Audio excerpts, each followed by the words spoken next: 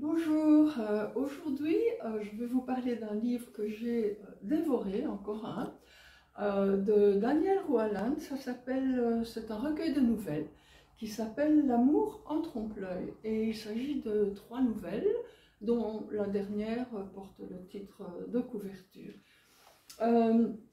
Voilà, je ne saurais vous dire laquelle je préfère parce que je les préfère toutes les 3, donc il ne faut pas me faire choisir. La première s'appelle La cicatrice intérieure et nous présente des amis, des couples d'amis qui se réunissent à la campagne dans la propriété de l'un d'eux, celle qu'il a occupée quand il était jeune. Alors c'est très bien planté parce qu'il y a le Causse, il y a les vignes, il y a les vieux villages. Eux, ce sont des citadins, ce ne sont pas du tout des campagnards. Donc, ils se plantent un petit peu pour allumer le feu, pour fermer. Ils s'amusent, ils ont vraiment le plaisir d'avoir l'impression de se ressourcer à la campagne. Et quelqu'un suggère de faire tourner un guéridon. Ils ont déjà un petit peu des émotions avec les caves voûtées, les toiles d'araignée, les greniers. Enfin, on peut s'imaginer tout ce qu'on veut dans une vieille demeure. Et donc quelqu'un pousse le suspense jusqu'à parler du guéridon. Et ils s'y mettent, et alors apparaît l'invité qu'on n'attendait pas, qui est Léopoldine. Et bon, je ne vous dis pas ce que raconte Léopoldine, ni ce qui se passe, mais Léopoldine sera la cause de la cicatrice ultérieure. C'est vraiment, c'est très sensible, c'est pas du tout l'histoire d'horreur, évidemment. Je vous lis un petit extrait de présentation de ce qu'ils font à la campagne. Ça évoque vraiment bien les week-ends entre amis dans un lieu différent de ce qu'on connaît. Alors, le soir, on voulut faire une flambée pour griller les saucisses et mettre les pommes de terre sous la cendre. Chacun y allait de son conseil, mais personne ne savait vraiment allumer un feu.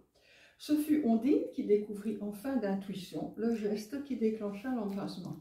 On se régala de saucisses sèches, de grillades et de vin du pays. Puis on sortit sur le pas de la porte admirer la profondeur de la nuit. Clarence, la première, évoqua ses craintes nocturnes d'enfant lorsqu'elle regardait sous le lit et jusqu'entre les pages de ses livres d'images pour vérifier qu'aucun mauvais génie ne s'y cachait. Les équipés d'adolescents sous la lune dans le cimetière du village natal de Léopie, comme on l'appelle souvent, suivirent, redoutant ce je ne sais quoi, dont on disait qu'il circule entre les tombes plus ou moins chaotiques. Leur jeune amour-propre viril les privait cependant de pouvoir renoncer au défi qu'ils s'étaient lancés. Voilà, c'était pour vous donner un avant-goût du style, si on veut. Bon, moi j'ai beaucoup aimé l'écriture, je suis sûre que je suis loin d'être la seule. L'auteur était professeur de philosophie, on sent qu'il a un langage fluide, facile, mais élégant et complet. Bon, pour être honnête, j'ai dû parfois regarder dans le dictionnaire, mais pas souvent. Ce n'est pas pompeux, c'est parce que je ne connaissais pas ces mots-là. La seconde nouvelle, c'est... je l'ai perdu là. Voilà, c'est la vie privée de BD.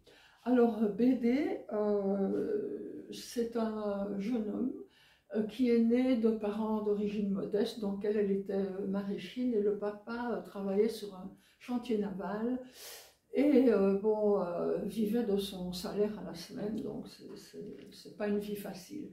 Mais ils sont courageux, ils sont sans rébellion, mais tout ce qui, évidemment, leur grand désir, c'est que leur fils fassent beaucoup mieux qu'eux et profitent de leur sacrifice. Alors là, je vous cherche aussi un petit passage pour présenter BD. Oui, évidemment, je me suis trompée de nouvelle, donc voilà, BD. Tu dois bien travailler, mon petit gars, à l'école. L'argent ne pousse pas dans le jardin des fainéants. Fais honneur à tes parents. Sois digne de nous, soufflait la mère à l'oreille du trop petit, en martelant encore le clou. Sois un dignitaire. fais-toi respecter du monde. Deviens quelqu'un, monsieur, aie une situation, sors du rang de notre basse extraction, mais garde au cœur les valeurs de tes ancêtres et surtout le courage et l'honnêteté. Madame D avait pour Troie la fierté des ouvriers qui ne doivent rien à personne et tout à eux-mêmes, à leur sacrifice. En effet, leur sort dépendait entièrement de la ténacité de l'homme solitaire qui sent un peu plus fort chaque aube monter sur son dos déjà courbé depuis des heures. Voilà, donc ça c'est encore une fois c'est très bien planté. BD, ben voilà, finalement BD il est victime du souhait de ses parents, du sacrifice de ses parents, qui se sacrifient pour la bonne cause, mais le voilà tenu de leur faire honneur. Et on suit son existence, finalement laborieuse aussi, parce que voilà, il est né avec une mission qui n'était peut-être pas la sienne. Et son but est de se marier, d'avoir un bon métier stable de fonctionnaire, et une bonne petite épouse pas compliquée qui va l'aimer et le chouchouter. Et puis voilà, les choses ne se passent pas vraiment comme ça. Et un jour, BD part seul à Athènes parce que sa fiancée, qui devait l'y accompagner, décide de ne pas aller avec lui. Donc, et à Athènes, il se passe, voilà, il faut lire la nouvelle pour le savoir. La troisième nouvelle, c'est donc L'amour en trompe-l'œil. Alors, là, on se retrouve avec trois personnages principaux. Frédéric, qui est le professeur de philosophie de la ville. Martha, qui est une femme, elle est traductrice. Ce qui leur permettra d'ailleurs d'avoir de belles conversations qui m'ont bien intéressée sur la difficulté de traduire exactement un sentiment ou une sensation, on va dire, d'une langue à l'autre, parce que les mêmes mots n'existent pas toujours, et que ça a trahi, enfin voilà, on le sait, hein, traducteur et traducteur.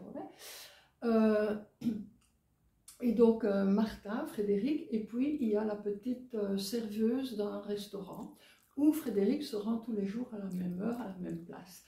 Voilà, on a donc un habitudinaire, on a Martha qui a une vie derrière elle, elle a d'ailleurs un enfant né hors mariage qu'elle assume complètement, et puis on a Ambre, qui est à l'aube de sa vie et qui le rencontre un jour où il est distrait et il se plante dans la porte vitrée du restaurant. Donc c'est elle qui se précipite pour l'aider. Et puis alors voilà, j'ai trouvé ça bien parce que lorsque Frédéric reprend un peu ses esprits, il se trouve littéralement nez à nez avec une figure encore enfantine, au front caché sous une mèche couleur paille, aux yeux d'un bleu vert océan déchaîné, avec les narines rapprochées, les lèvres fines comme du papier cigarette et le menton pointu. « Vous nous avez foutu une de ces trouilles, s'époumonne Ambre, en lui tamponnant le front et les tempes avec une serviette remplie de glaçons. Puis elle enchaîne avec un sourire contagieux. « Vous vous êtes pas raté, vous vous êtes carrément assommé, vous alors. Venez, je vais vous asseoir là. » Et donc, voilà la rencontre de Frédéric et Ambre. La rencontre Frédéric et Martha n'est pas mal non plus. Elle est assez particulière. Et voilà, on a ces trois personnages qui réagissent tous les trois très différemment. Je ne vous dis pas, il n'y a pas une aventure extraordinaire, mais il y a la rencontre et le pourquoi de ces rencontres sont intéressants. Et c'est surtout intéressant comment ils se dirigent là-dedans. Certains réfléchissent trop, certains foncent, certains ne réfléchissent pas du tout et foncent. Voilà. Bon, ce sont trois nouvelles vraiment, elles sont très différentes les unes des autres. Elles sont toutes extrêmement attachantes. Et franchement, je vous conseille ce livre, donc L'amour en trompe-l'œil, de Daniel Roualan, édité chez Chloé Délices l'année dernière. Voilà, merci et bonne lecture surtout.